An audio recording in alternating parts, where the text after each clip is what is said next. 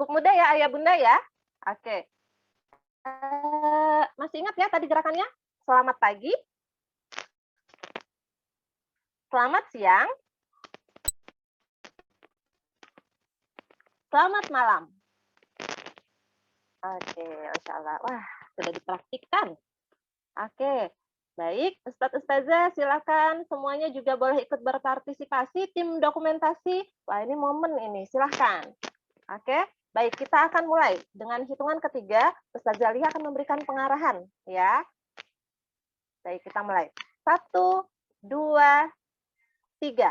Selamat malam. Wah, ada kebingungan. Baik. Masya Allah. Cukup, silahkan. Sudah cukup imut. Baik. Selanjutnya, selamat pagi. Ayo. Nah, mulai bingung. Oke, nggak apa-apa. Santai, silahkan. Lanjut ya. Selamat siang.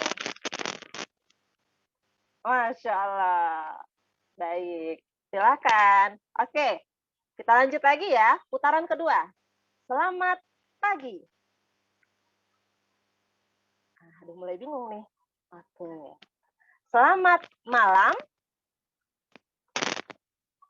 Ayolah, ada yang begini, ada yang begini. Oke ya, udah kayak dancing, nggak apa-apa. Selamat siang. Oke, Masya Allah. Alhamdulillah ya. Tadi sudah dapat ya tim dokumentasi. Ini sebenarnya trik ingin ambil foto, ambil gambar. Ayah Bunda, Masya Allah. Thank you for your participating. Keep spirit up. And focus on learning today, and may Allah bless our ikhtiar for today. Amin, Allahumma amin. Jazakillah khair. Untuk Ustazah Hasnah, jazakumullah khair untuk Ayah Bunda dan Ustazah. Assalamualaikum warahmatullahi wabarakatuh. Waalaikumsalam warahmatullahi wabarakatuh. Terima kasih untuk Ustazah Lia. Selanjutnya adalah acara ini Ayah Bunda, yaitu kajian parenting oleh Dr. Yesianita, dan alhamdulillah hari ini pembicara sudah hadir. Moderator hari ini profil beliau Mauri Bagus Sutamat di Kemayoran, dan beliau saat ini mengampu mata pelajaran TAI dan hadis di kelas 5 dan kelas 6. Baik, saya serahkan kepada Ustadz Bagus untuk memandu jalannya acara. Oke, jazakillah khairan Ustazah Hasnah. Bismillahirrahmanirrahim. Assalamualaikum warahmatullahi wabarakatuh. Waalaikumsalam warahmatullahi wabarakatuh. Jumpa lagi dengan Ustadz Bagus dalam acara parenting hari ini. Ya, jadi kalau biasa saya ngajar dulu kan jumpa lagi dengan Mr. Bagus dalam pelajaran hadis gitu ya. Kalau sekarang jumpa lagi dengan Ustadz Bagus dalam acara parenting hari ini. Ya, insya Allah saya hari ini akan memandu sekali lagi dalam acara parenting. Luar biasa sekali, insya Allah hari ini kita ditemani oleh Dr. Yesianita Sari MPD. Beliau merupakan salah satu dosen tetap di UHAMKA, Universitas Muhammadiyah Prof. Dr. Hamka. Sekilas saya akan membacakan CV beliau. Nama Dr. Yesianita Sari MPD atau lebih akrab dipanggil dengan Bunda Yes. Beliau kelahiran 30 Januari 1976, sudah menikah dan saat ini memiliki 5 anak. Pesan beliau yakni pengasuhan adalah fitrah ayah dan bunda. Pendidikan beliau yakni UNJ 1999, kemudian Universitas Pelita Harapan tahun 2007, serta universitas untuk doktoralnya di Universitas UNJ tahun 2014. Selain aktif sebagai dosen, beliau yang sudah dipublish antaranya yakni 13 Pelangi Cinta,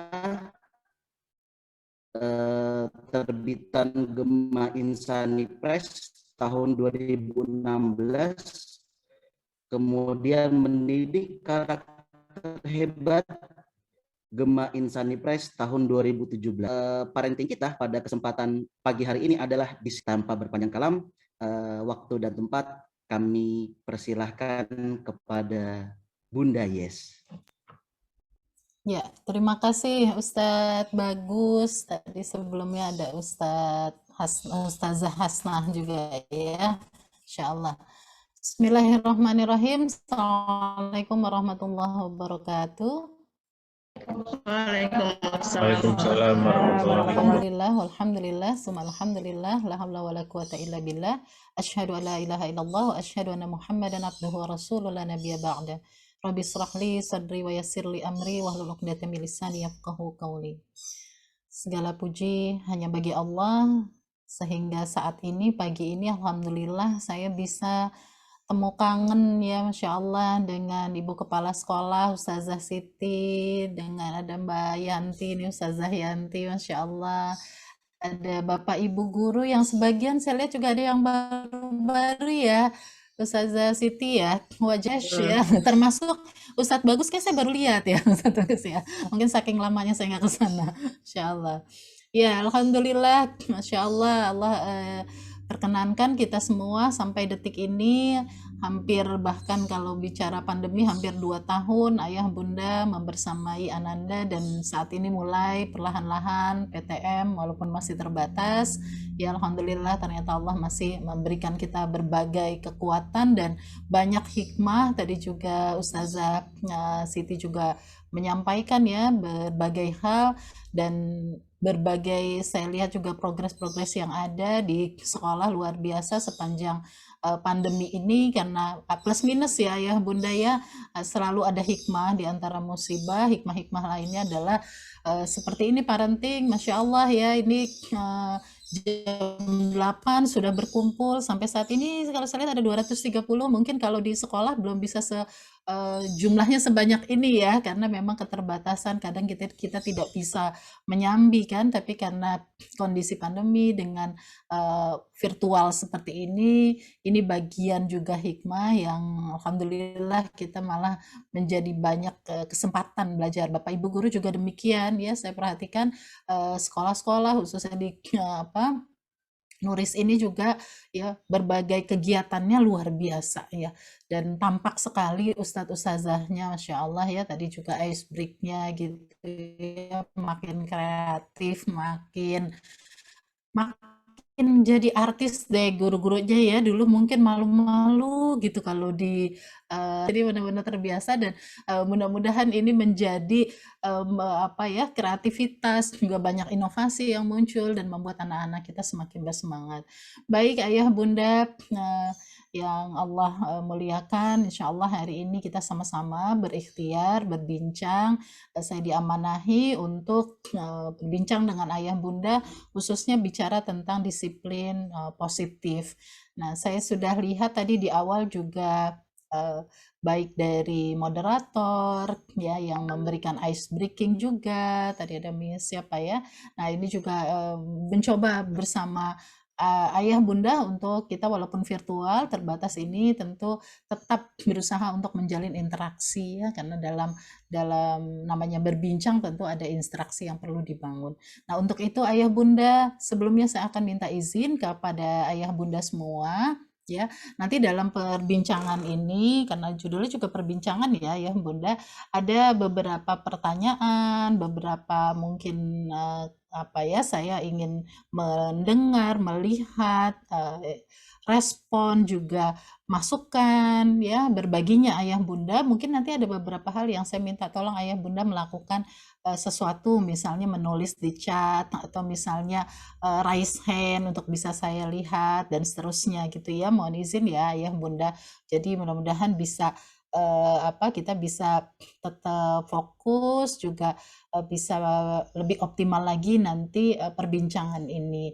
Ya tentu diantaranya saya lihat juga di chat ya, ada beberapa yang izin mohon tidak bisa membuka kamera. Tentu setiap ini ada kekhususan ya bunda, mungkin kita juga mungkin ada sambil menyetir dan lain-lain.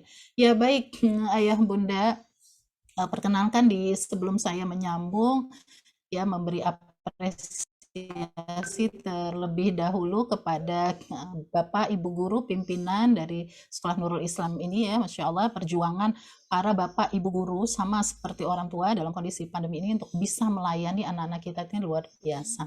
Ya, sekolah itu menjadi tidak hanya waktunya itu tidak beberapa jam tapi menjadi bisa 24 jam karena Bapak Ibu Guru kan kadang-kadang jam 12 malam saja masih ada yang nanya besok ngapain ya gitu ya, karena orang tua juga baru pulang jam 10 tadi nggak sempat membersamai misalnya Zoom, anaknya bingung.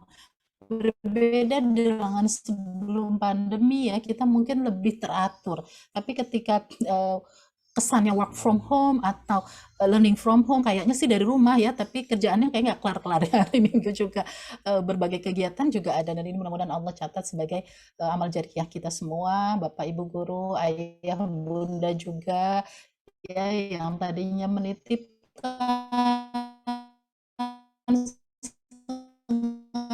sengaja memilih Islami kita menjadi lebih soleh-solehah gitu ya, pagi kita antar, sore kita jemput gitu ya. Nah sekarang sepanjang pandemi sebagian besar bahkan di awal-awal ya, tahun-tahun awal kita malah di anak-anak di rumah lebih banyak, tidak sempat bahkan ketemu guru-gurunya ya. Ini anak kelas 2 SD ya, alhamdulillah udah mulai ketemu ya dari awal masuk sampai sekarang, mungkin nggak sudah ya. Mudah-mudahan pandemi ini semakin kondisinya semakin membaik, kita bisa semua lebih normal lagi, tapi tentu kebaikan-kebaikan, hikmah-hikmah sepanjang pandemi ini seperti sekarang ya, virtual seperti ini juga yang baik-baik tentu masih bisa kita teruskan gitu ya. Baik Ayah Bunda, Ustaz Bagus, saya izin share materi ya. Silakan Ustazah Yesi. Ya, oke, sudah tampak ya. Saya perbesar, oke. Baik, Ayah Bunda, kita akan membincangkan tentang disiplin positif di lingkungan keluarga. Tentu kalau bicara lingkungan keluarga juga tetap tadi ya, 3 pilar akan nyambung nanti dengan juga apa yang dilakukan di sekolah. Ya, Ayah Bunda sama ya seperti Ayah Bunda, saya seperti saat ini pun membersamai anak-anak, dan khususnya ada 2 yang di sekolah dasar ya, yang masih dalam fase bagaimana mereka dibantu untuk optimal untuk bisa didisiplinkan.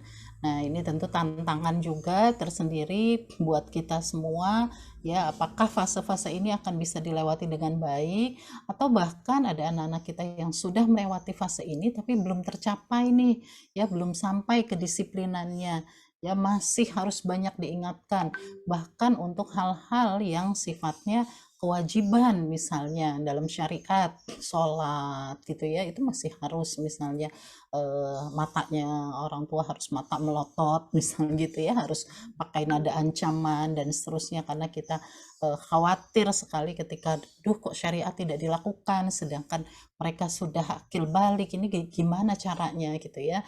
Nah kita biasanya ambil jalan-jalan pintas supaya cepat dikerjakan, mau dilakukan ya, akhirnya kita memilih berbagai cara pokoknya gitu ya, ujungnya pokoknya tercapai ya, intinya kan seperti itu ya Ayah Bunda.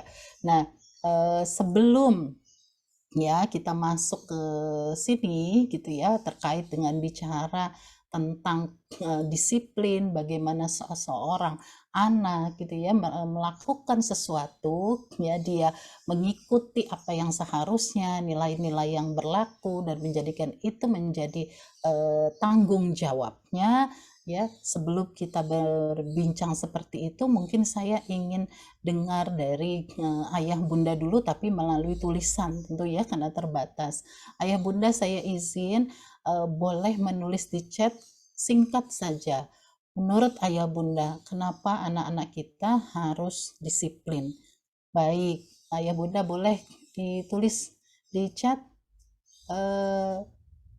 singkat saja, mungkin 1-2 kata ya, atau dalam 1 kalimat, silahkan. Mengapa menurut Ayah Bunda anak kita perlu kita bantu dia untuk bisa disiplin? Oke, terima kasih. Menumbuhkan kebiasaan baik nanti dewasa, belajar tanggung jawab. Oke, agar tujuan tercapai ya, kalau punya cita-cita, punya pengen jadi apa itu tercapai, hidupnya teratur, melakukan hal-hal biasa yang baik gitu ya, Insya Allah. Oke, terima kasih Ayah Bunda. Insya Allah nih orang tua muridnya Nurul Islam mulai hadirnya dari pagi gitu ya.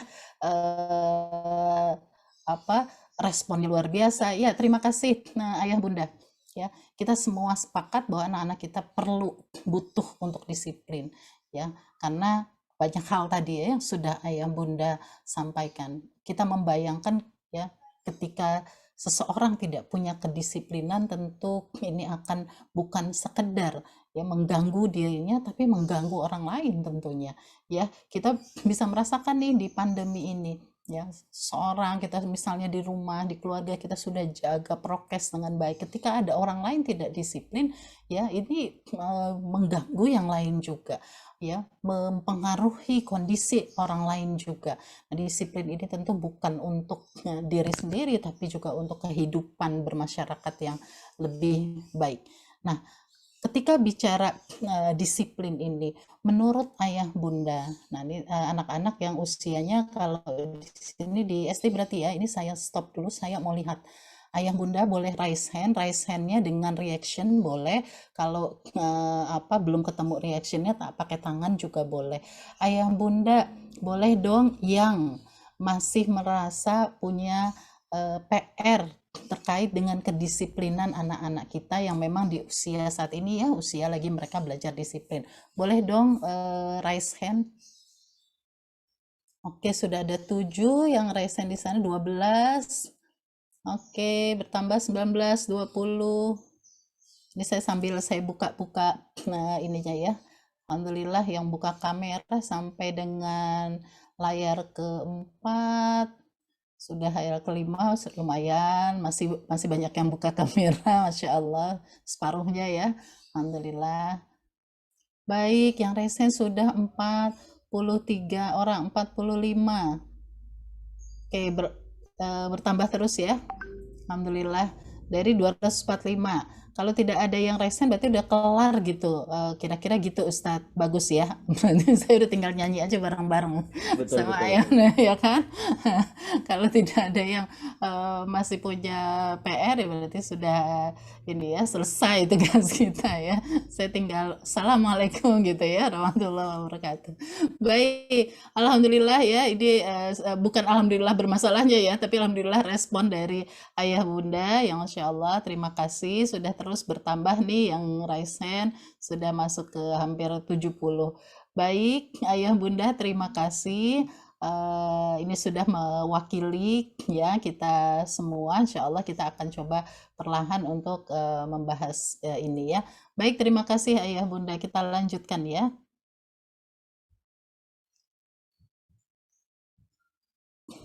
Ya, kenapa disiplinnya positif? Emang ada yang negatif gitu ya? Ini hanya terminologi saja sebenarnya ya Bunda. Karena kalau bicara disiplin sih sesuatu yang pasti positif.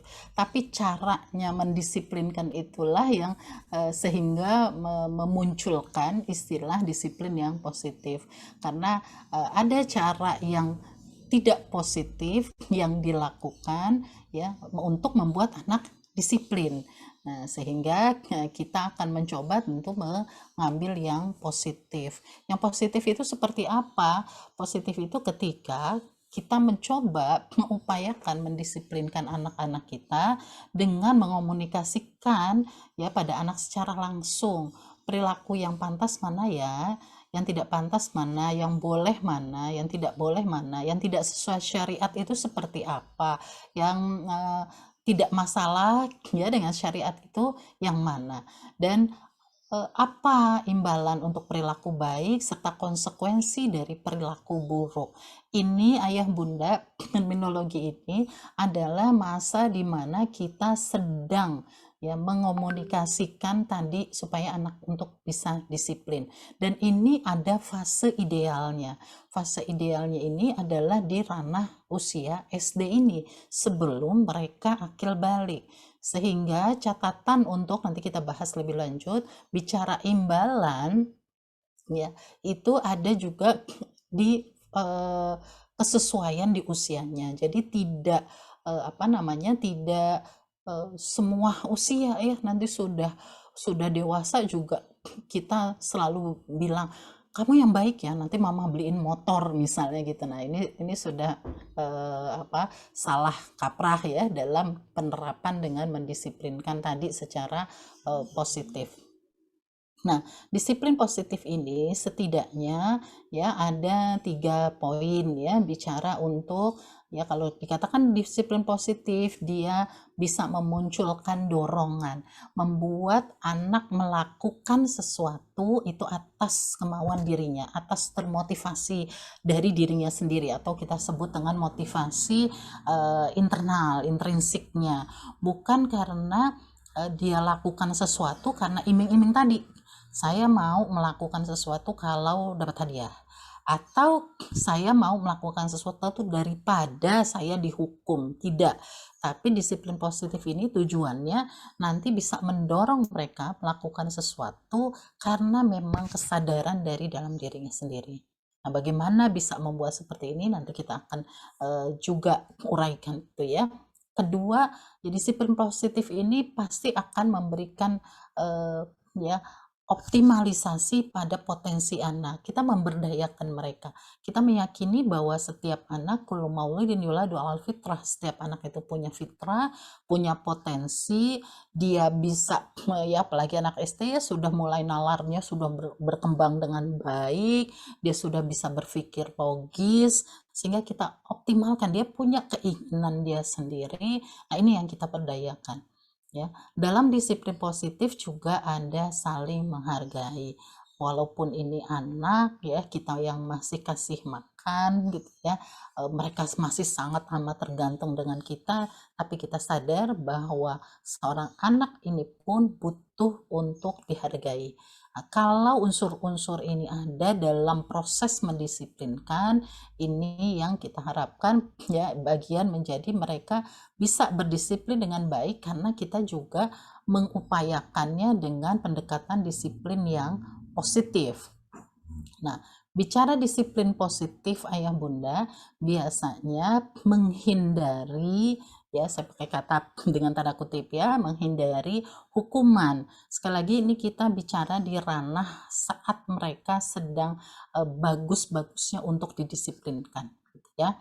Nah, disiplin ya seolah-olah ya kalau dalam disiplin positif itu hukuman menjadi sesuatu yang kalau itu bisa itu tidak dilakukan gitu ya.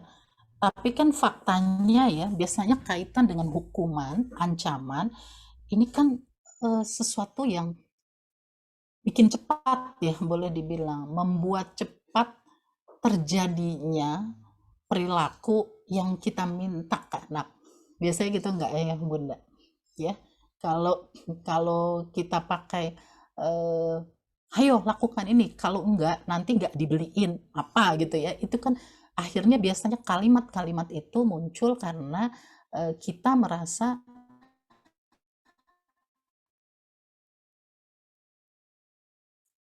ini tadi nggak didengar. Kalau mau gitu ya, berikan sepatu baru misalnya, masih nggak didengar juga.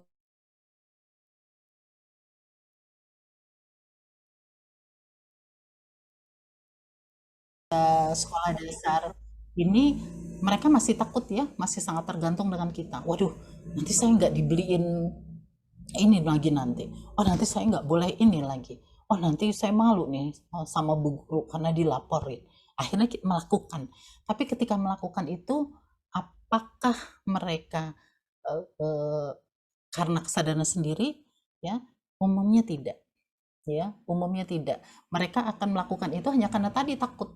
Atau tadi karena nanti oh ya saya kan ngebayangin saya akan bakal dapat hadiah ya, makanya bicara tentang hukuman ini sesuatu yang coba dihindari terlebih dahulu dalam proses disiplin positif. Tapi kenapa masih dilakukan juga yang namanya punishment atau hukuman? Biasanya it works ya, ayah bunda ya tadi. Jadi kalau sudah, dan itu terbukti dari hasil riset itu 90% ya, hukuman itu akan tampak efektif membuat anak disiplin jangka pendek pada saat itu gitu ya, atau pada durasi misalnya 1 pekan, 1 bulan, ini efektif. Pokoknya kamu, kalau enggak nanti kenapa? Ya itu ya, ini memang efektif. Dan ini cepat ya, it's quick ya. Perubahannya akan cepat, jadi kita puas kan. Kenapa kita misalnya kita sudah tahu, aduh jangan, kalau bisa jangan diancam. Wah, istilah-istilahnya kita sudah dengar lah dalam berbagai momen parenting ya, pengasuhan, atau kita baca buku dan seterusnya. Kalau bisa jangan diancam, bahwa kita sudah tahu itu. Tapi ketika real dalam dunia nyata sehari-hari sudah gemes gitu ya, sedangkan kita berharap anak sudah berubah begini begitu dan mau cepat, ya kan, mau cepat hasilnya, perubahan perilaku di anak kita pengen cepat, akhirnya udah deh gitu, munculin aja ya. Bahkan ya beberapa orang tua ketika tidak mampu mengendalikan emosinya, hukumannya ini bukan sekedar lagi ancaman gitu ya, tapi juga sudah fisik ya, sudah mulai dari yang mencubit, lama-lama naik lagi, memukul ya, atau bahkan misalnya hukuman-hukuman lain dengan alat ya, ini yang acap kali dilakukan. Apa tujuannya? Tujuannya awalnya tadi mau mendisiplinkan ya, misalnya mau makan, mau mandi pagi, mau sekolah dengan tertib, mau mendengarkan, semua niatnya baik gitu untuk mendisiplinkan. Tapi karena tadi ya, karena kita inginnya sekedar pokoknya kelihatan perilaku itu baik ya, kita tidak berpikir panjang lagi, pokoknya harus cepat. Dan ini requires lower level thinking skills gitu. Ketika orang emosi ya, ini kan biasanya karena cenderung tadi ya, karena kita menghukum itu biasanya paling berat itu motivasi utama dari kita adalah kesal, marah gitu ya, sudah ada emosi yang bercampur di sana dari niat awal, niat baik tadi. Nah ini tidak butuh berpikir tingkat tinggi. Kalau seperti ini enaknya punishment itu kan ya, asal, kalau orang Jakarta bilang asal ngejeblak aja tuh udah beres gitu. Ditambah lagi ayah bunda, kalau kita marah ini kan coba perhatikan ya, kalau kita lagi marah, kalau mungkin kasih pesan sama orang di rumah ya, sekali-kali kalau ayah atau bunda lagi marah ngomel ya, minta tolong direkam. Nanti kita tonton bareng-bareng lagi, kita bakal ya antara menyesal dan lain-lain, salah satu kita akan ketawa sendiri. Kenapa? Karena pasti grammarnya itu porak-poranda ya. Ya, orang marah itu enggak tersusun ya, nanti tidak tersusun dengan baik ya, subjek, predikat, objek, segala macamnya. Nah, sebentar ya, ada iklan.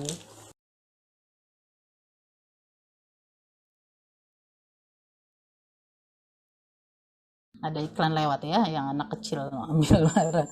Ya, ayah bunda, ketika kita dalam kondisi seperti itu, sekali lagi punishment itu nanti apakah boleh atau tidak punishment gitu ya, dalam Islam bagaimana, nanti kita akan melihat ya, kalau boleh itu apa syarat dan ketentuan berlakunya. Nah, dalam kondisi seperti ini ya, ini kita lakukan karena ya ternyata ya ini akan lebih cepat, lebih mudah ya, terasa lebih, perubahannya lebih kelihatan. Nah, salah satu hadis ya, yang kalau kita bicara disiplin, bicara tentang reward and konsekuensi, ini ada salah satu hadis yang bisa kita jadikan pegangan ya, untuk kita ambil hikmah dan ya. Rasulullah mengatakan, perintahkanlah, ajaklah anakmu ya, anak kalian untuk sholat ketika mereka berusia 7 tahun, dan pukullah. Nah kan boleh tuh bun dihukum gitu ya, ada tuh hukum mereka bila enggan melakukan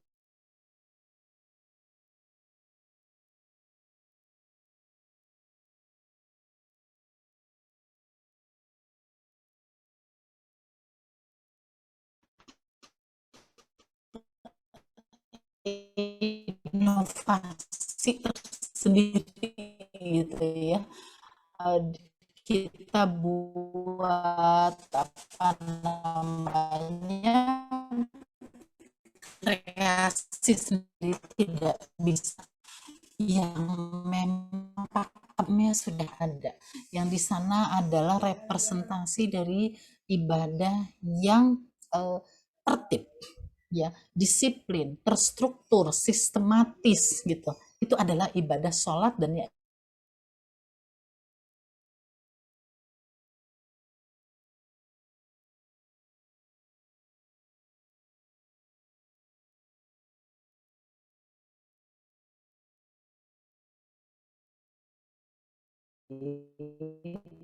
ya, sholat menjadi representasi dari berbagai hal selain bicara syariat, tapi juga hal-hal yang terkait dengan kedisiplinan.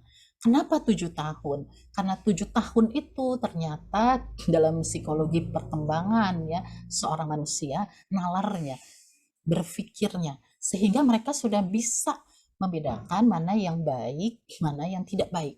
Berbeda dengan usia sebelumnya. Jadi lagi pas nih. Jadi kalau disuruh tertib, disuruh apa,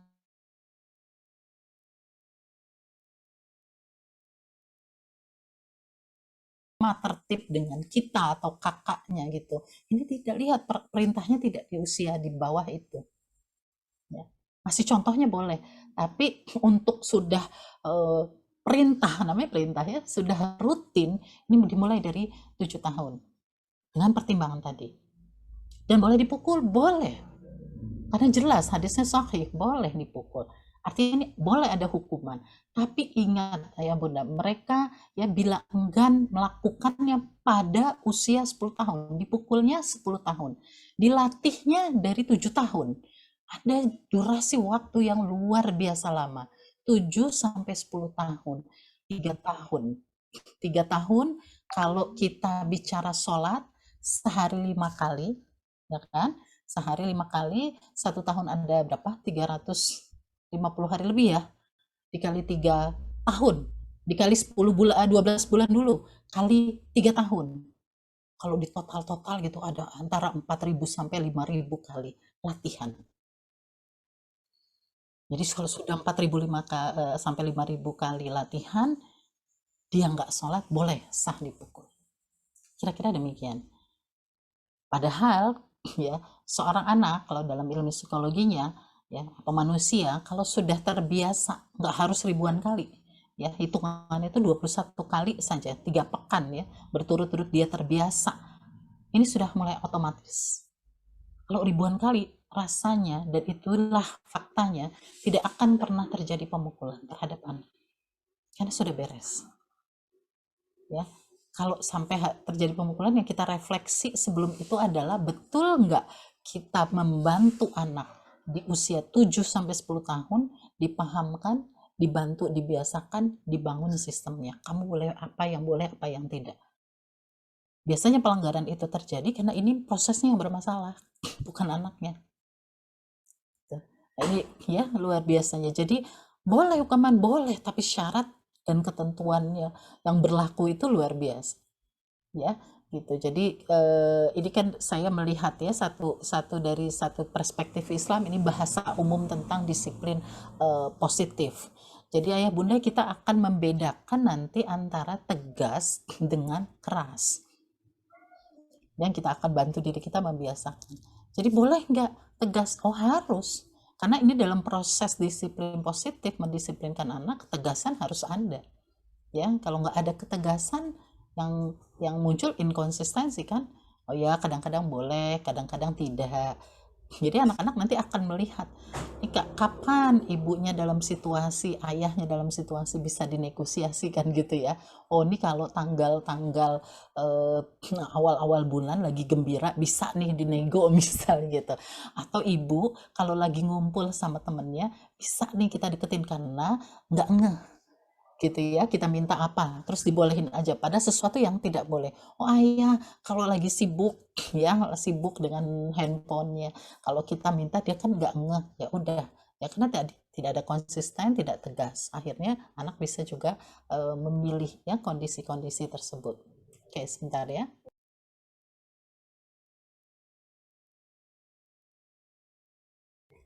Ya, baik ayah bunda. Ya, ini ayah bunda kita bisa lihat ya, kalau bicara tegas, ini pasti berdasarkan logis, sesuatu yang logis. Tapi kalau kita marah ya dan keras, biasanya tuh kan kalau ditanya misal, ya kita marah, ya kita mau mendisiplinkan. Anaknya bertanya, memang kenapa aku nggak boleh nonton? Ya, kalau kita dalam kondisi ya tadi ya sebenarnya kita cuman pengennya pokoknya saya nggak ini, akhirnya muncul ya udah pokoknya deh gitu ya. Nah, suka hal-hal yang tidak logis, nggak jelas landasannya. Ini yang mengganggu seseorang anak untuk memunculkan motivasi intrinsiknya. Ya, karena dia tidak cukup kuat landasannya, tidak dapat knowledge-nya dari ayah bunda, taunya pokoknya.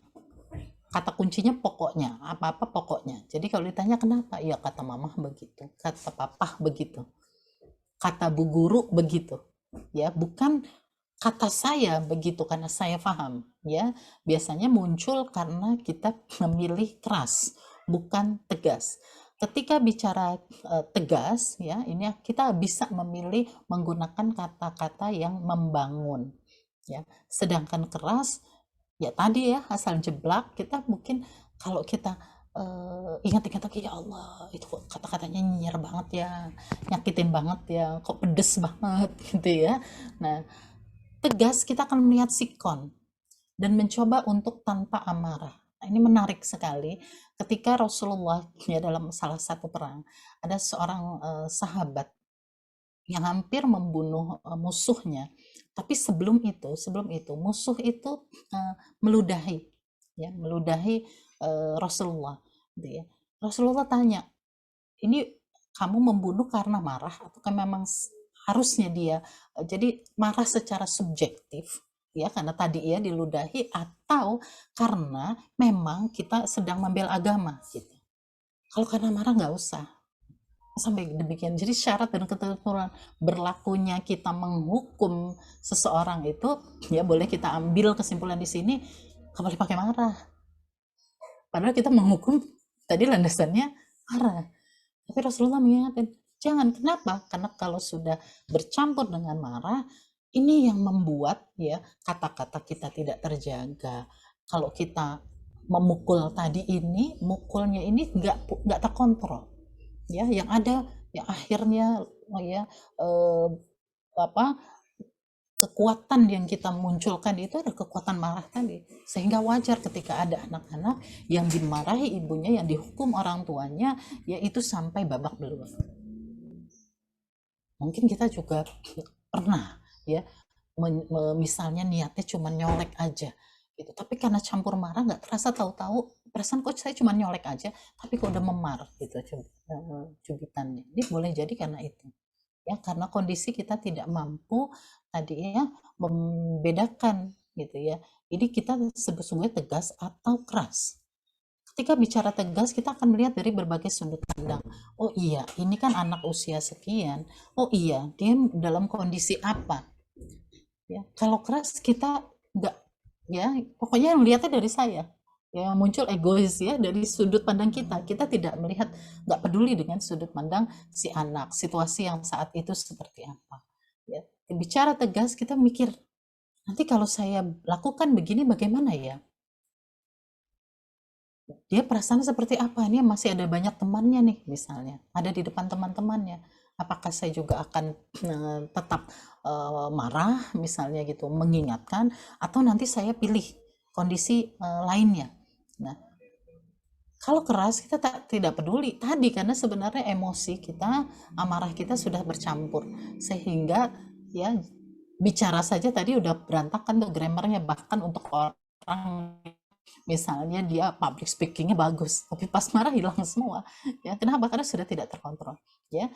Nah baik ayah bunda, ini bicara tentang disiplin positif positif, sesungguhnya kita ingin membangunkan, ya, karena bicara disiplin ini akar muasalnya nanti adab, ya.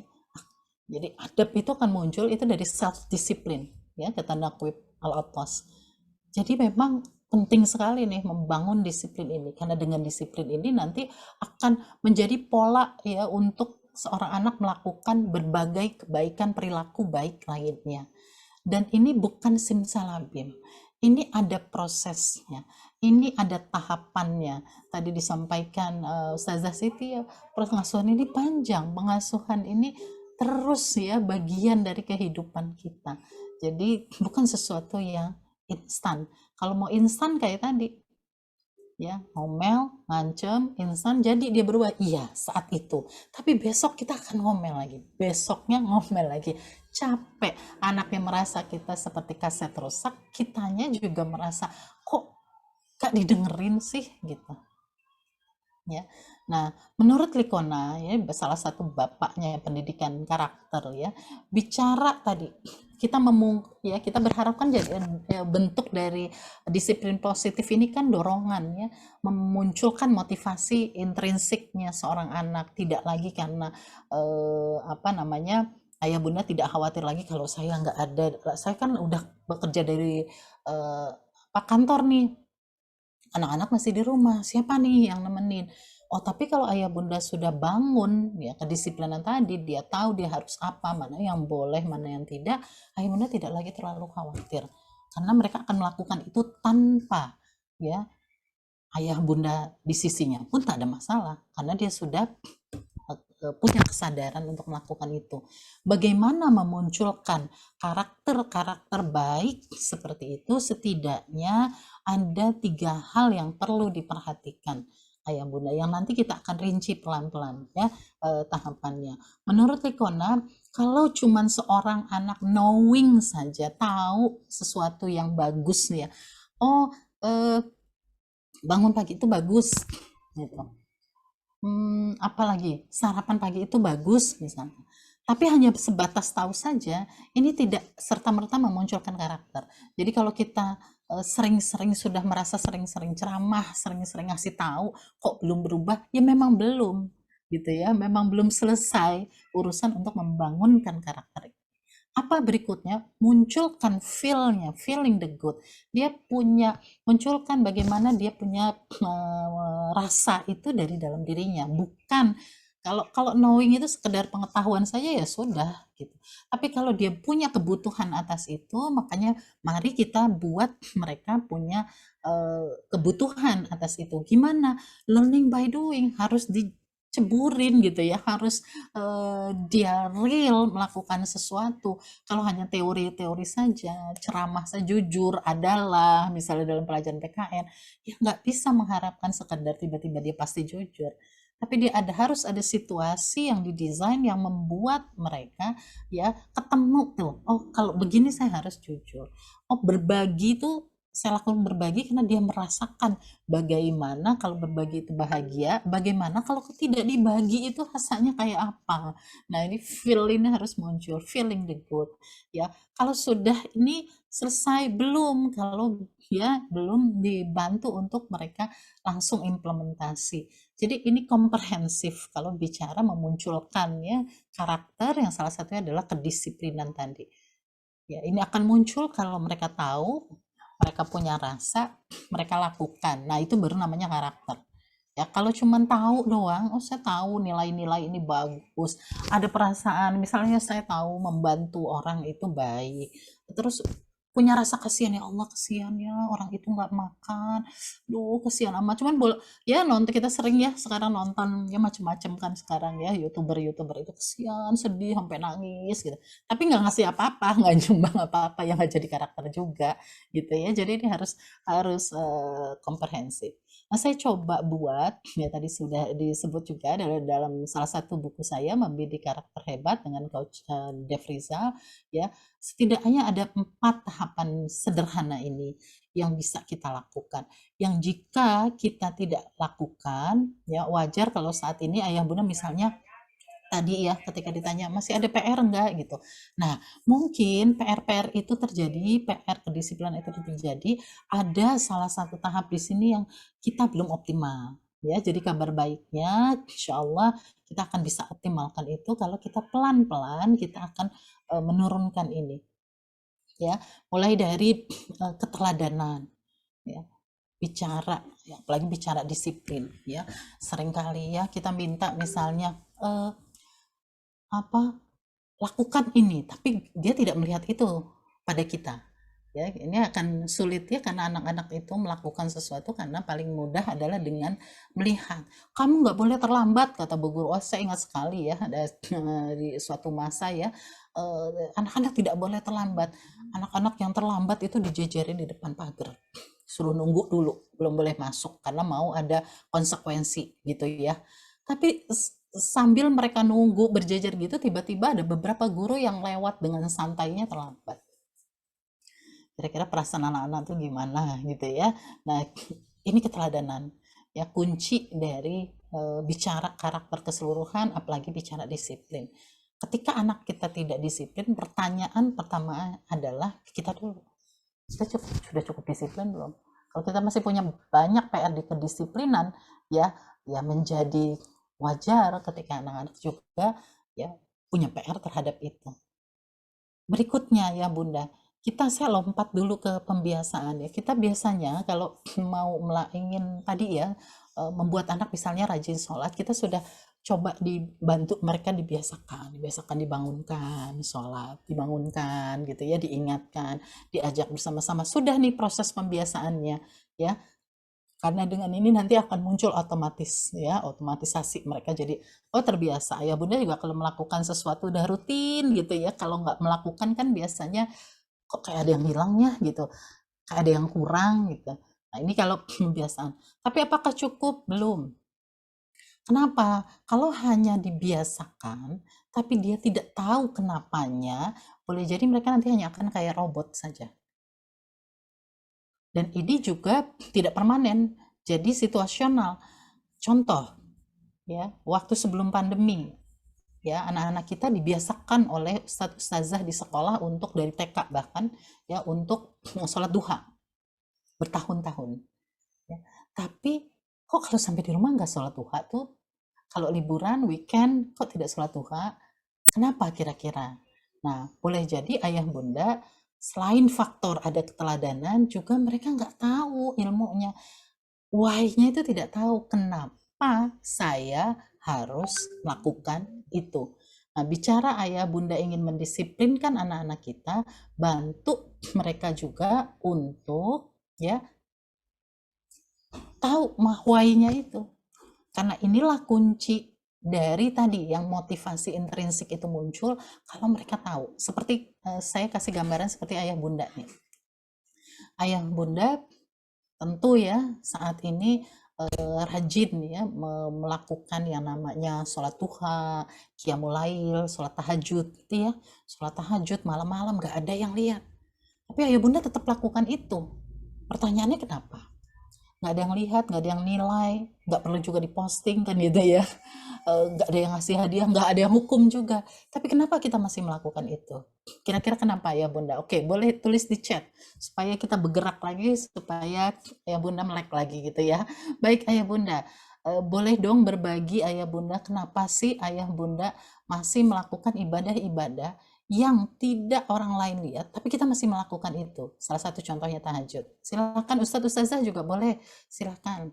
Sudah merasa biasa, udah muncul kebutuhan gitu ya, Bunda Iswahan, ya merasa ada Allah yang mengawasi kita. Kemudian menjadi kebutuhan jadi lebih tenang karena tahu manfaatnya, Masya Allah. Sudah tahu ilmunya betul, sudah terbiasa. Terima kasih Ayah Bunda terkait keyakinan dan manfaat lahir batin. Ayah Bunda tahu manfaatnya. Kemudian tahu ini bisa menenangkan jiwa. Kan ketika Ayah Bunda dikasih tahu ya, dapat ilmunya, kemudian dicoba. Ya, sehingga muncul tadi ya ketenangan, kebutuhan. Tapi awalnya apa itu sholat tahajud? Kenapa harus sholat tahajud? Ada apa dengan sholat tahajud? Ini kan yang ayah bunda ketahui ketika ada yang membantu ayah bunda dulu atau bahkan sekarang memperkuat dengan baca ya. Oh kalau orang sholat itu Allah akan senang gitu ya. Allah akan menjadi pemberat kebaikan kita. Itu kan karena ada ilmunya. Bantu anak-anak kita melakukan hal yang sama sebagaimana ayah bunda sekarang lakukan itu dengan tadi. Kalau dia hanya melihat kemudian dibiasakan, dia nggak tahu kenapanya, ya udah, kalau udah nggak ini ya udah, karena nggak akan menjadi kebutuhan. Yang ada masih statusnya kewajiban, ya. Apalagi secara nalar mereka sudah berkembang baik, nggak ada tuh di Al-Quran sholat tahajud wajib gitu ya, cuma sunnah aja berarti nggak apa-apa dong. Anak-anak kita sudah ya, luar biasa ya, berpikirnya. Oke, nah ini semua dibantu nanti dengan sistem. Kenapa? Karena iman itu naik turun. Ayah bunda mohon maaf, suara saya masih cukup terdengar dengan baik karena saya agak balik suaranya. Alhamdulillah. Iya, alhamdulillah. Baik ayah bunda, ini yang tadi kita bahas ya. Jadi yuk ayah bunda ya, ketika bicara kedisiplinan misalnya, apa sih yang ayah bunda nomor 1 inginkan saat ini? Disiplin apa yang ayah bunda ingin sekali itu ada pada anak kita dan sekarang ini masih jadi PR kita. Oke, ayah bunda boleh tulis. Apa yang ayah bunda inginkan? 1 kata saja terkait contoh kedisiplinan. 1 atau 2 kata terkait kedisiplinan yang ayah bunda inginkan ada di anak kita. Itu disiplin yang contohnya apa? Oke, membaca Quran. Ingat PR, jadi bundanya nggak gemes gitu ngingetin ya. Dan nggak malu diteleponin Bapak Ibu guru ya. Disiplin waktu. Oke, salat tepat waktu. Bangun pagi, jangan diteriakin terus gitu ya. Oke, sholatnya di awal waktu. Masya Allah nih rata-rata urusannya sholat gitu ya. Luar biasa nih ayah bunda. Gak macem-macem deh pokoknya anaknya sholat tepat waktu, baik khusyuknya. Insya Allah ya, karena sholat itu tiang agama. Oke ayah bunda. Baik. Ayah bunda nanti setiap kita ayah bunda ikut kegiatan-kegiatan seperti ini ya, supaya mengikat ilmu dan jadi amal jariah, baik yang menyampaikan maupun juga yang memfasilitasi gitu ya bunda, dan juga jadi sesuatu yang ilman nafi'an, ilmunya manfaat itu ketika terimplementasi. Ayah bunda boleh tulis ya, misalnya seperti ini secara pribadi. Saya mau misalnya tadi anak baca Quran. Oke, tulis dulu. Ingat, konsepnya di sini children see, children do. Pertanyaannya, sudah cukup banyakkah kita mempertontonkan bacaan Quran kita di depan anak-anak? Ya, kalau saya bilang ayah bunda sudah cukup belum baca Quran, insya Allah lah gitu. Nuduh banget sih bunda ya, saya nggak baca Quran, nggak. Ayah bunda mungkin baca Quran di kantor, di kamarnya gitu ya. Tapi nggak pada nge. Nah sekarang yuk kita desain ayah bunda. Ini dalam proses mendidik ya ayah bunda. Mendidik anak kita. Harus memang mereka melihat. Kalau ayah bunda sembunyikan itu gimana tahu bahwa ayah bundanya menjadi teladan kita. Kan gitu. Nah ayah bunda desain itu. Ya pagi ya. Waktu-waktu kapan ya anak juga bisa lihat dan bahkan bersama-sama kita membaca Al-Quran. Mereka akan berhitung kalau ayah bundanya rutin membaca Al-Quran, paginya ada, siangnya ada, malamnya ada, ini akan mudah bagi mereka untuk mengikuti, juga mudah bagi kita untuk mengingatkan. Ya, kita baca Quran enggak, murojaah, karena saya di kantor, saya di mobil misalnya, nggak kelihatan gitu ya, murojaah juga enggak. Kita berharap anaknya hafal 30 juz kira-kira gitu ya. Jadi kan ya sesuatu yang apakah terus kita harus juga 30 juz? Enggak. Tapi anak juga tahu kita juga sedang menghafal. Walaupun ngafalnya nggak nambah-nambah ya, 1 surat, 2 surat aja cuman bisa 1 tahun nambahnya bisa. Tapi mereka tahu bahwa kita juga sedang berjuang untuk itu, kita juga murojaah, ini akan mudah. Inilah keteladanan. Insya Allah berkah punya anak, akhirnya kita makin soleh. Dari awalnya dipaksa supaya anaknya ngeliat, lama-lama kita melakukan itu karena menjadi kebutuhan kita juga. Kita juga lagi dilatih gitu ya bunda, dilatih untuk dibiasakan juga ya. Sebelum bicara anaknya kita dulu. Jadi ayah bunda, yang tadi ayah bunda tulis dicek sholatnya. Oh, saya juga sudah rajin sholat. Ya kita dipertontonkan, kita ajak berjamaah bareng gitu ya, dipertontonkan bagaimana sholat kita tidak terburu-buru, bagaimana sholat kita benar-benar kelihatan nih kalau ayah bunda aja sholat tuh serius gitu ya, disiapin tempatnya rapi, bajunya rapi gitu. Dan kalau azan berbunyi seperti yang alhamdulillah azan, bukan sebaliknya perasaan tadi zuhur udah asar lagi kata bapaknya gitu ya. Nah, apa ditangkap anak-anak? Aduh, males banget sholat kan kira-kira gitu. Tapi kita berharap anak kita sholat. Nah, ini kontradiktif ya. Ibda bin nafsi, kita akan mulai dari diri kita. Insya Allah nggak ada ruginya ya bunda. Karena kita berharap baik kan ke anak, berarti kita lagi bikin baik diri kita dulu. Berikutnya tadi ya, yuk ayah bunda kita tulis lagi. Misalnya kita berharap tadi ya anak kita disiplin sholat. Nah, bantu anak kita fahamkan, sholat itu apa sih? Kenapa harus sholat? Jangan cuman kita fokusnya bukan mentadaburi ayatnya, tapi cuman doktrin ayat. Pokoknya ini wajib dari Allah. Dalam Quran, surat ini ayat ini ya, kita selalu begitu ya. Ini begini.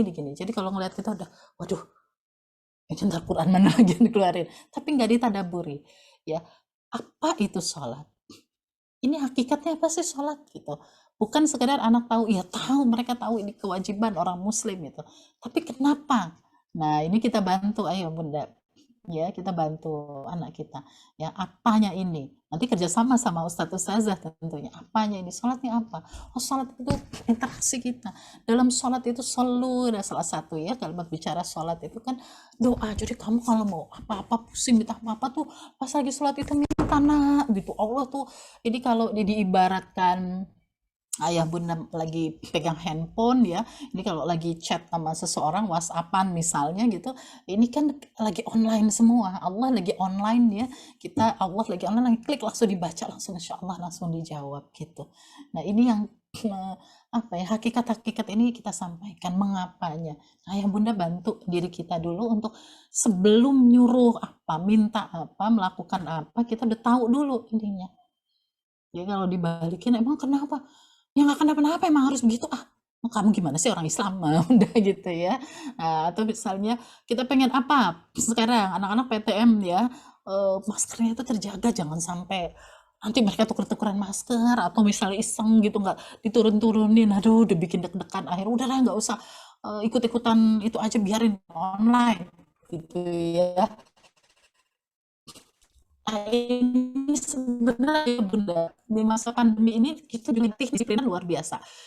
Kalau sebelum pandemi bicara disiplin itu paling ya udah efeknya itu kayaknya nggak kelihatan langsung. Oh kalau pandemi efeknya ini udah hidup mati gitu kan ya. Kalau main-main kita dengan kedisiplinan prokes misalnya, apalagi waktu itu ya, kalau sekarang mungkin sudah ada vaksin dan lain-lain ya gitu. Ini bahaya sekali. Artinya apa? Ini momentum yang bagus untuk mengajarkan kedisiplinan itu. Ya ini salah satu hikmahnya juga ya di pandemi. Ya pakai masker. Kenapa nggak cuma bilang ini pandemi COVID? Nah kemarin dalam parenting sebelumnya ya ada yang tanya, ini saya sebenarnya pengen anak saya PTM gitu. Sayanya udah pengen kok. Anaknya nggak mau karena sudah paranoid. Kenapa? Karena ada masa di awal-awal ya ketika bicara pandemi, oh kamu nanti mati loh kamu kalau nggak itu ya gitu ya, jangan disampaikan itu yang nggak tuntas gitu. Dan mungkin pada masa 2 bulan, 3 bulan awal ya, yang masih kita juga belum ketemu polanya, bagaimana prokes yang baik, ya ini pada saat itu tidak salah ya pilihan-pilihan argumen tadi seperti itu. Tapi ketika sekarang sudah berjalan, ada beberapa hal yang terkait pakai maskernya. Kalau dulu aja kain doang, sekarang sudah bahkan bisa diharapkan ketika dalam kondisi kerumunan yang berat itu harus double. Perubahan-perubahan ini tersampaikan, termasuk risiko terpaparnya dan seterusnya. Ini apa dan mengapanya disampaikan. Jadi mereka tahu persis kalau saya melakukan ini tuh kenapa, dan dia merasa butuh untuk itu. Ya, mengapa saya harus belajar? Nah, apa mengapanya? Ayah bunda sampaikan. Ini kemengkampaannya kalau waktunya lebih luang, kita workshop, kita bisa simulasi seperti ini ayah bunda buat, dan ini nanti akan disampaikan. Sudah ada contohnya, sudah tahu mengapanya, ayah bunda bantu tadi ya, hadis tadi itu dibiasakan Ya kita buat ya, mungkin tidak kalau Bu Guru di sekolah udah biasa buat-buat gini ya di rumah, ribut amat sih gitu. Tapi saya ada masanya kalau anak-anak yang masih pinye-pinye itu ya dibantu, takut kita lupa ya begini gitu. Nah, kalau sudah lebih besar ya tidak perlu gitu ya. Sangat kondisional, nanti tergantung kondisi di rumah ayah bunda. Tapi intinya mereka dibantu ya. Sarapan pagi kalau kita pengen lagi ingin ya, mereka teratur. Kan ada anak yang nggak suka gitu, tapi mereka tahu ilmunya, kita kasih tahu, oh ternyata sarapan pagi itu dari salah satu riset dari sisi neuroscience itu membuat ya seorang anak lebih cerdas. Kitanya tahu, kitanya jadi semangat nyiapinnya ya, anaknya juga dibantu. Tapi sarapannya seperti apa? Yang harus nasi muntung gitu ya. Ya cukup ya 2 potong kue saja itu sudah masuk kategori sarapan pagi. Tapi itu dibutuhkan. Nah makanya kita perlu ini dibiasakan, karena ada anak-anak yang nggak mau. Pantesan pas sekolah ngantuk ya, lagi zooman konsentrasinya sering kemana-mana gitu ya. Nah mungkin ini salah satu faktornya. Kaitan sikat gigi yang pagi dan malam misalnya, kita bantu. Baca Quran di sekolah juga harus sinkron ya, mungkin Bapak Ibu guru juga bikin ya yang datang tepat waktunya di Zoom gitu ya, atau di nanti pas PTM gitu ya, yang mengucapkan salah dibuat mana yang prioritas. Kita nggak usah semuanya dulu ayah bunda ya. Bicara pembiasaan ini ayah bunda ingat pengasuhan itu panjang. Fakuli amalu fasairallahu amalakum wa rasulul mu'min. Allah melihat menilai proses yang kita upayakan, bukan hasil yang pengen anak tiba-tiba tring gitu ya langsung dikasih kamu harus A B C D E. Wah enggak, minggu ini apa dulu, kayak seperti tadi tuh ya 3 dulu ya udah beres, ini masuk lagi. Nanti kalau polanya sudah berjalan, mereka akan bangun itu sendiri ya bunda ya, mana yang prioritas ya. Nah apakah disiplin satu-satunya masalah? Ternyata ayah bunda, the number one problem is not discipline, tapi it is the lack of procedure dan rutin. Jadi kita punya masalah ketika anak tidak disiplin, boleh jadi karena kita belum bantu prosedurnya, apa dan bagaimananya. Kalau tadi kan apa dan mengapanya, sekarang bagaimana ini gitu ya, dan belum bantu tadi rutinitas, karena membantu mereka terbiasa dulu. Nah, untuk itu kita perlu membangun sistem. Kenapa kalau di sekolah, belajar di sekolah keluhan ya selama PJJ atau BDR, kalau di sekolah kayaknya Bu Guru enak banget, sekelas ada 20 anak bahkan lebih gitu, tapi secara umum baik-baik aja. Kita 1 anak aja, 2 anak di rumah udah gitu ya. Nah, boleh jadi salah satunya di sekolah ada sistem. Apa yang boleh, apa yang tidak, jam berapa ngapain, jam segini apa gitu ya, Bu Guru, Pak Guru bangun itu status ustazahnya. Di rumah apakah kita ada sistem yang membantu mereka? Yuk ayah bunda bantu anak kita untuk sistem, apalagi bicara kedisiplinan. Kita mau tepat waktu. Pertanyaan anak-anak tahu nggak, paham nggak tepat waktu, apalagi sholat. Sholat itu bergerak terus loh ya, azan itu kan bergerak terus walaupun sedikit-sedikit. Nah berarti kan harus dibantu nih ya. Kita mau apa, anak-anak disiplin apa, membantu orang tua ya, biarin kan harusnya udah gede inisiatif ya. Inisiatif itu akan muncul kalau dibantu, difahamkan, dilatih, dimunculkan feelingnya ya. Sebagai contoh misalnya, ini saya berat sekali ketika misal terkait dengan tugas di rumah, pembagian tugas di rumah bantu ya, misalnya nyuci piring, nyuci baju kayak gitu ya, beres-beres. Sebelumnya itu berat. Kenapa? Knowledge-nya udah dapet ya, sudah dikasih tahu kenapanya ya. Contohnya juga sudah, walaupun tidak banyak. Kenapa tidak banyak? Karena ada yang mengerjakan, ada ada 2 mbak yang membantu kan gitu ya. Jadi belum apa-apa tuh udah beres, belum sempat kita banyak mempertontonkan sudah beres duluan.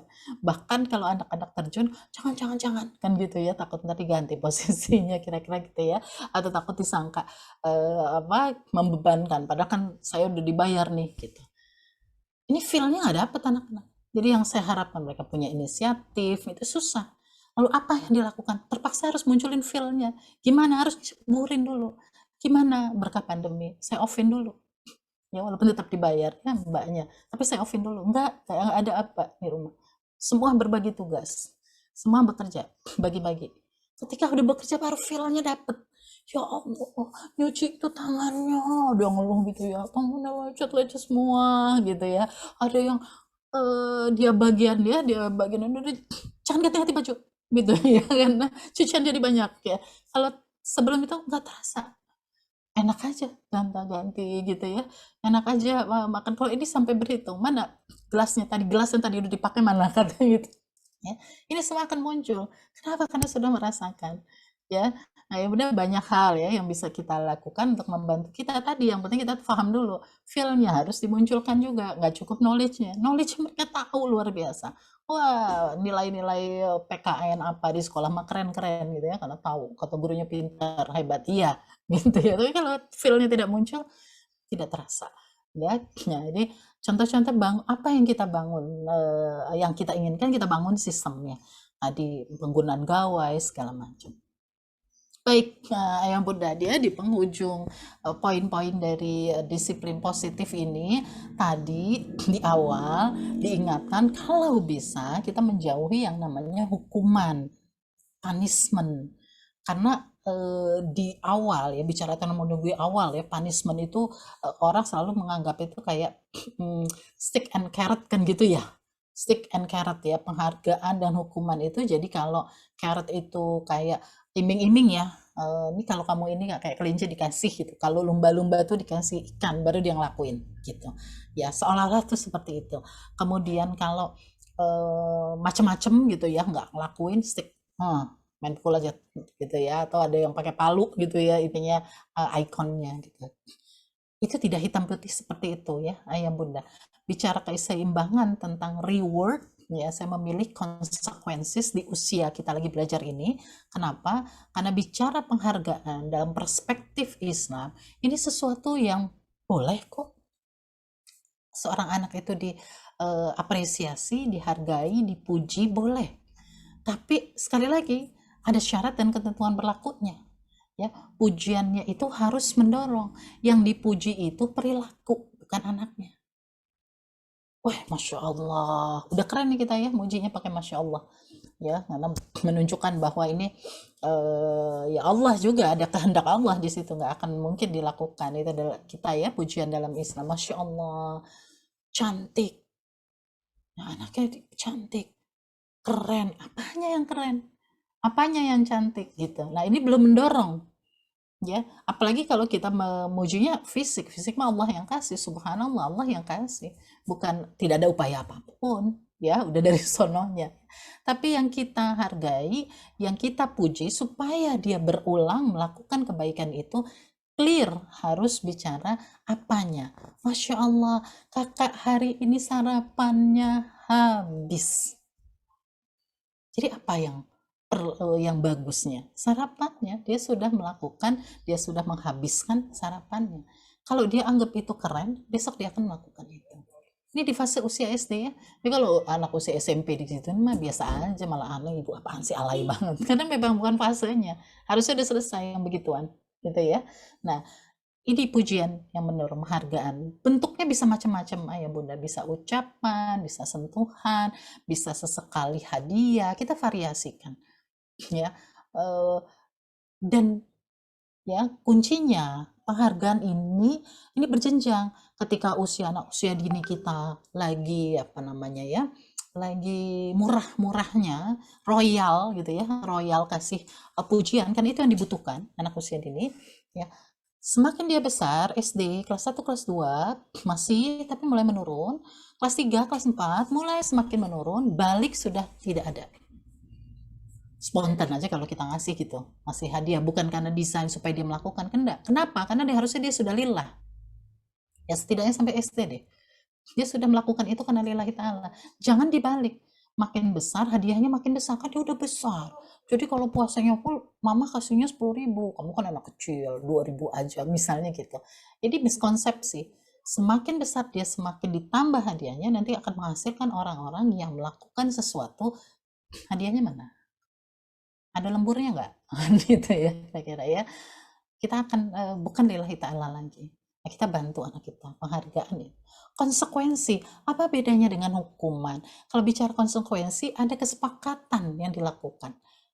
Dan dia paham, Kenapa dia bersepakat? Karena dia paham, oh kalau saya tidak melakukan ini, efeknya apa? Kalau saya nggak pakai masker, maka dia tahu, punya knowledge tentang itu. Nah, kita bersepakat. Jadi, kita bersepakat. Sehingga ya bunda kalau bersepakat, ngomelnya nggak jadi panjang. Ya, kamu nggak lakukan ini, dosenmu panjang. Tapi kalau ini maaf, harusnya gimana? Oh iya lupa, kata anaknya gitu ya. Ini cepet, karena dia sudah paham. Dia tahu konsekuensinya. Dan konsekuensi ini tentu memperhatikan usia. Ya, usia TK, usia SD, usia selanjutnya tentu berbeda. Tapi karena bersepakat tadi kan kita bisa berdialog dulu.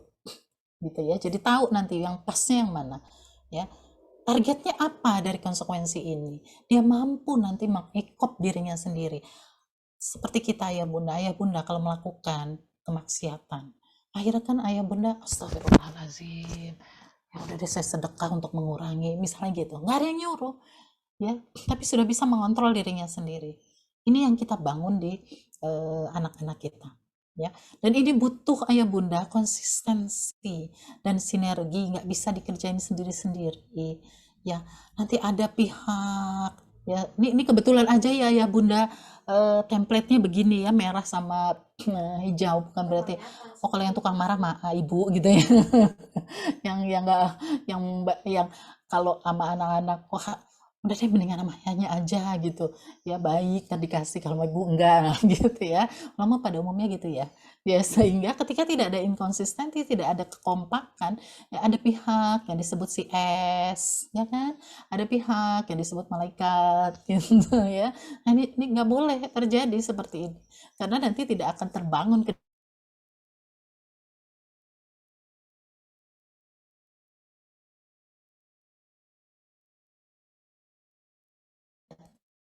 Rabbana hablana min azwajina wa dzurriyyatina. Rabbana hablana min azwajina dulu. Baru bicara wa dzurriyyatina, urusan anak, cucu ya kita berharap ini urusannya itu diawali dengan beresin dulu yang namanya hablana min azwajina. Beresin dulu nih, kalau nggak beres itu yang terjadi. Kedisiplinan tidak akan terjadi ketika tidak ada kekompakan yang terjadi ya di dalam rumah. Nah, kita harus bersinergi ayah bunda. Ya, ini baru di rumah, nanti juga bersinergi lagi dengan di sekolah gitu ya. Yuk ayah bunda, terakhir kita coba buat ayah bunda kesepakatan bersama dengan anak-anak. Ya, apa nih ya yang kita lagi sedang inginkan ya bisa tercapai tadi, perilaku-perilaku baik, kedisiplinannya, sarapan. Apa, mengapa, kenapa sih? Why-nya ingat, mereka paham why-nya. Ya, terus oh ini menutup kamera, kita perhatikan kok anak kita nggak pernah muncul, gurunya juga bilang bu kok nggak kelihatan. Nah, diskusikan ini kenapa ya harus dibuka ya, ketika tidak ada apa namanya kita misalnya sinyal atau apa gitu ya, oh ini terkait dengan ada belajar ya, kamu bisa dapat ilmu, kamu bisa matematika pinter, tapi belum tentu berkah kalau gurunya nggak ridho. Kenapa gurunya nggak ridho? Karena gurunya merasa ngomong sendirian, kamunya nggak ada gitu ya. Nah, silakan buat ya apa yang ayah bunda minggu ini gitu ya, 2, 3 aja dulu, nggak usah banyak-banyak. Nanti udah beres, dicoba 1 bulan, tambah lagi apa ya, insya Allah ya bunda. Kita perhatikan nanti ada fase-fasenya tentu berbeda, tidak bisa disamakan. Anak usia dini, anak prabalik gitu ya, kemudian dengan akhir balik, ini pendekatannya tentu beda ketika bicara kedisiplinan. Tapi kalau kita lihat di fase ibu ini harusnya sudah selesai. Tapi mungkin ada yang terlewat, ada PR-PR pengasuhan, sehingga sampai di sini belum selesai. Apa yang bisa kita lakukan? Masih bisa, gitu ya. Tapi effortnya menjadi lebih besar. Dan pendekatannya sudah tidak bisa pakai pendekatan di sini. 5, 4, 3, 2, 1, hayo. Nah, nggak bisa gitu lagi. Ya, baik. Nah, ayah bunda sekalian, ya sekali lagi tadi sudah kita pahami bersama bahwa bicara kita berharap anak kita punya adab, berharap anak kita beradab. It's like action that springs from self-discipline. Munculnya dari self-discipline, kata anak web al-atas, bapaknya adab. Ya, ini muncul dari mana? Dari pengetahuan. Mereka punya pengetahuan, ya mereka bisa mendapatkan hikmah, ya istilah muncul kedisiplinan. Jadi adab dari kedisiplinan, disiplin ini akan muncul kalau seorang anak punya knowledge, dia bisa mendapatkan hikmah dari apa perjalanan hidupnya yang mereka lalui. Allah alam bisawab. Mungkin ini yang bisa saya sampaikan. Saya kembalikan kepada Ustadz Bagus. Masya Allah, terima kasih Bunda Yes, luar biasa sekali pemaparannya tadi terkait materi kita pada kesempatan pagi hari ini, disiplin positif di lingkungan keluarga. Kalau begitu saya akan berikan kesempatan kepada 3 penanya pertama, ya mungkin penanya pertama dan terakhir ya, karena saat ini waktu sudah menunjukkan 09.43. Jadi saya berikan 3 kesempatan untuk tiga kesempatan kepada 3 orang ayah dan bunda yang ingin bertanya. Oh, sudah satu dari Maritza Kinanti, 1 orang.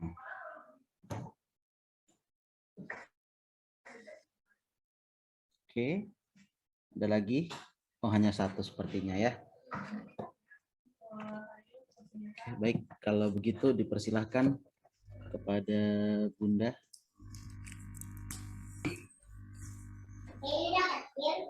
Assalamualaikum warahmatullahi wabarakatuh. Waalaikumsalam warahmatullahi wabarakatuh. Untuk para ustazah, ustadz yang saya hormati dan Ibu Yesi sebagai narasumber, saya mohon izin bertanya. Di sini saya mempunyai anak di usia 9 dan 7 tahun. Di mana anak 9 tahun ini sepertinya untuk menimbulkan apa namanya, kalau kita bikin kesepakatan kayaknya dia kurang respect gitu. Bagaimanakah caranya untuk anak-anak usia 9 tahun ini untuk mencapai tingkat kepedulian atau respect terhadap lingkungan sekitar seperti itu. Sedangkan adiknya dia mulai bisa mengerti bagaimana tanggung jawab, karena kan untuk walaupun mereka satu dari, tapi kan punya setiap anak punya unik gitu Ustazah, jadi berbeda-beda karakter seperti itu. Bagaimana sih caranya sebagai orang tua untuk menimbulkan tingkat kerespekan, terus untuk kesepakatan itu bisa berjalan lancar? Tadi kan sudah dijelaskan kalau memang harus ada semacam apa itu tadi kesepakatan bersama seperti itu ya yang dibuat ya Ustazah, untuk juga untuk apa tahapan membangun karakter seperti itu. Mohon anak-anak yang ke tingkat apa itu namanya respect ya, seperti itu. Terima kasih Ustazah. Assalamualaikum warahmatullahi wabarakatuh. Waalaikumsalam warahmatullahi wabarakatuh. Sepertinya Langsung? tidak, ya langsung Bagus? saja dijawab Bunda Yes. Baik. Sepertinya tidak ada yang bertanya kembali. Baik, terima kasih Ustadz Bagus. Ya, terima kasih Bunda Maritza. Masya Allah ya, ada yang 7, ada yang 9 tahun. Yang 9 tahun berarti anak pertama ya?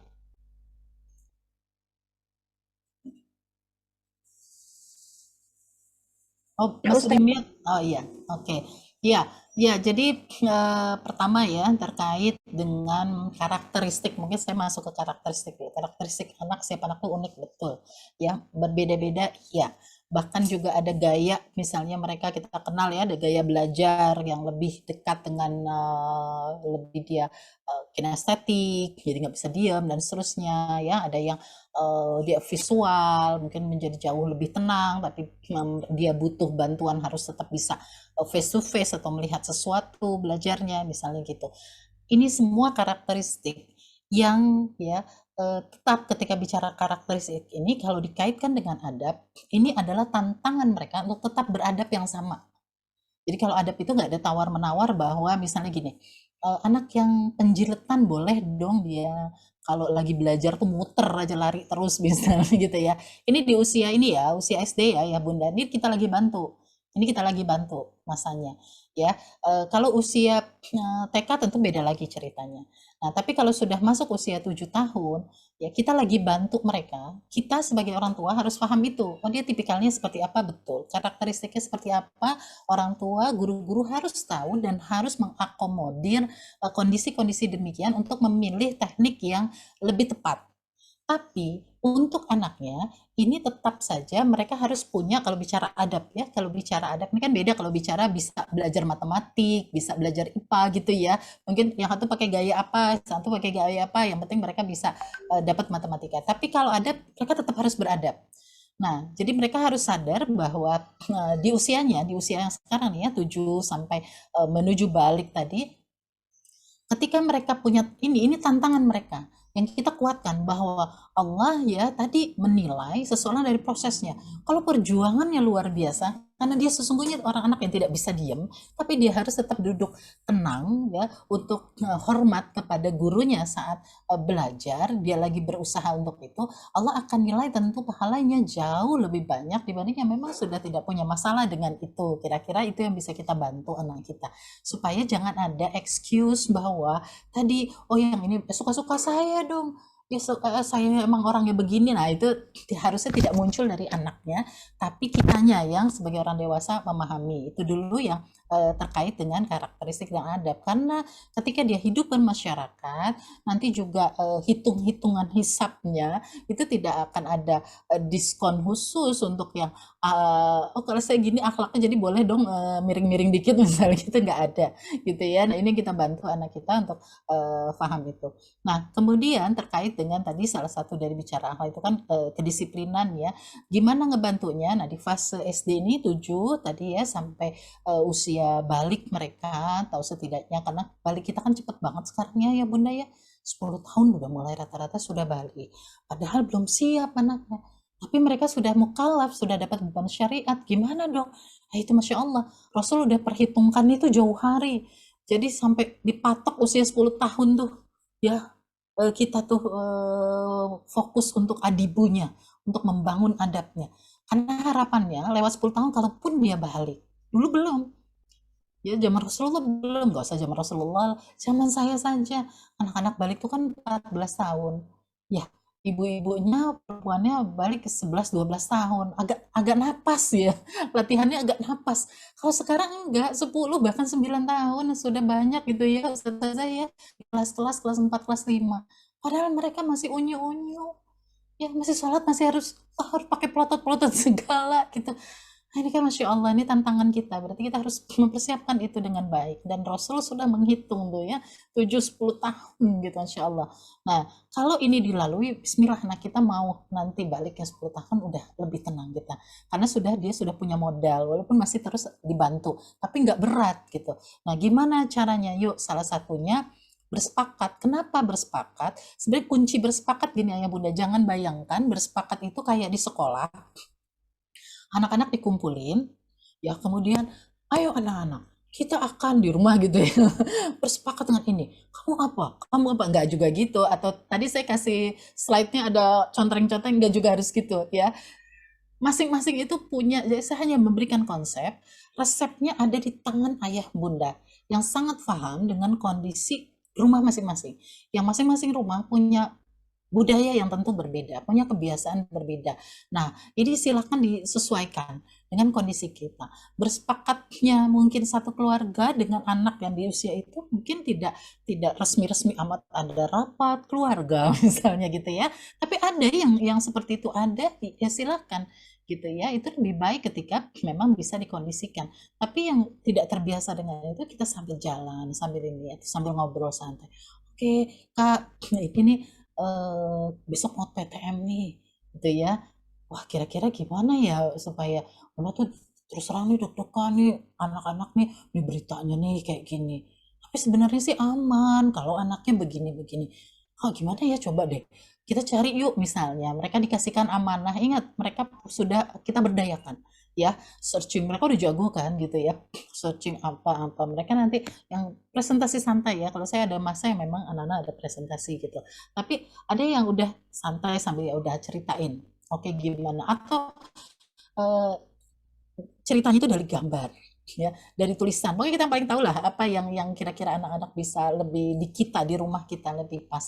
Intinya kita tahu, mereka tahu, kemudian mereka akhirnya berinisiatif, oh kalau gitu bahaya banget ya Bun.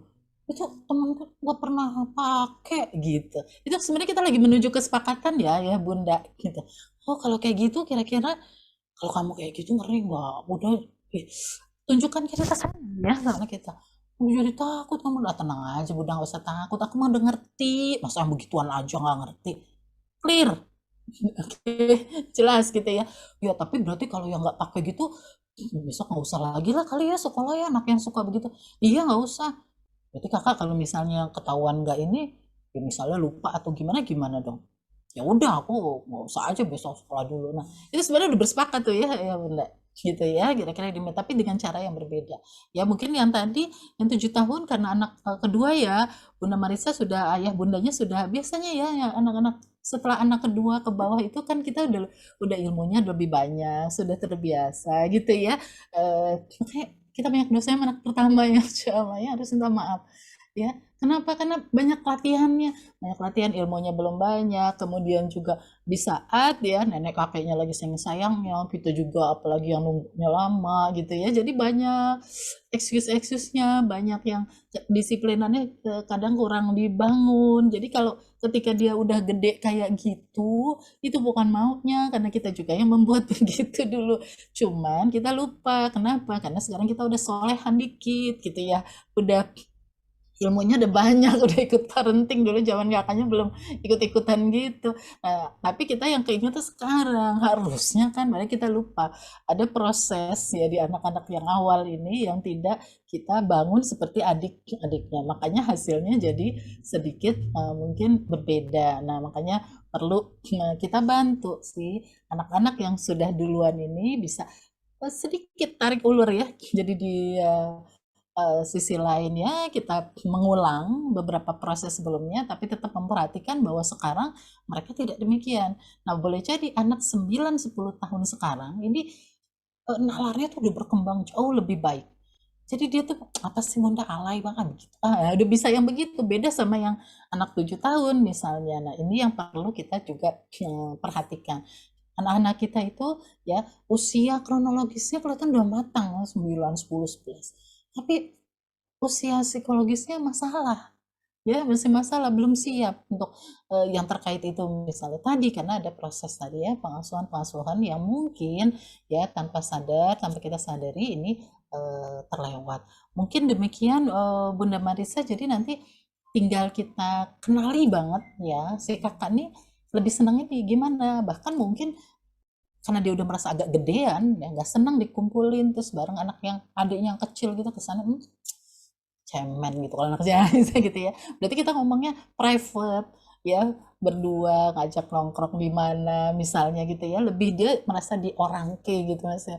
Iya kan saya udah gede nih gitu ya, apalagi anak pertama ya, nggak mau dong kelihatan apa tidak lebih baik biasanya kan gitu ya dari adik-adiknya. Nah, mungkin kita strategikan dulu. Walaupun nanti berujung semua ini adalah kesepakatan kita bersama akhirnya. Jadi teknisnya saja mungkin ya insya Allah pelan-pelan bisa nanti lebih apa ya, lebih bisa. Tapi ingat ya benar proses ya, proses, nggak bisa selesai dari ini kumpulin, ayo duduk manis semua 1, 2 ya kita menghasilkan ini, enggak ya, pasti ada waktunya untuk masing-masing gitu ya kita berproses.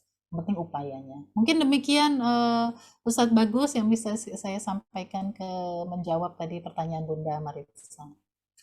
Oke, baik, terima kasih atas pertanyaannya Bunda Marisa dan jawabannya Bunda Yes. Oke, baik teman-teman, alhamdulillah pada kesempatan pagi hari ini kita telah sampai di penghujung acara parenting kita. Masya Allah luar biasa sekali terkait dengan materi disiplin positif di lingkungan keluarga ini. Jadi kita sama-sama belajar akan pentingnya apa itu disiplin. Disiplin itu bukan main keras-kerasan dengan anak, tetapi itu adalah suatu ketegasan. Ya, jadi tadi saya menangkap satu kalimat yang mana itu sangat kena sekali ya. Maksudnya dalam artian ini inti yang saya temukan dari pemaparan yang Bunda Yes sampaikan, yakni ketegasan itu harus ada. apabila tidak ada, maka yang terjadi adalah inkonsistensi. Ya. Oke, mungkin itu saja yang dapat kami sampaikan pada kesempatan pagi hari ini. Luar biasa sekali kami ucapkan jazakumullah khair kepada ayah dan bunda selaku peserta dan Bapak Ibu Dewan Guru, kemudian terutama kepada pemateri kita yang luar biasa pada kesempatan pagi hari, yakni Bunda Yesi. Kurang lebihnya mohon maaf, saya selaku moderator akan menutup parenting kita pada kesempatan pagi hari ini. Jazakallah khair. Alhamdulillah, Masya Allah. Oke, kalau begitu kita tutup bersama parenting kita pada kesempatan pagi hari ini. Saya selaku moderator mengucapkan mohon maaf yang sebesar-besarnya apabila ada kekurangan dan kesalahan selama pembawaan acara ini. Selebihnya saya kembalikan kepada MC kita, yakni Ustazah Nurul Hasnah. Baik, terima kasih Ustadz Bagus dan jazakumullah khair untuk Ustazah Yesi atas ilmunya. Baik, untuk agenda selanjutnya Ayah Bunda akan masuk ke breakout room dibantu oleh host Ustazah Adel. Jadi Ayah Bunda bagi yang belum merenam nama, silakan direnam namanya dengan format kelas _ nama Ananda. Jika ada kendala, Ayah Bunda bisa lapor ya ke Ustazah Adel.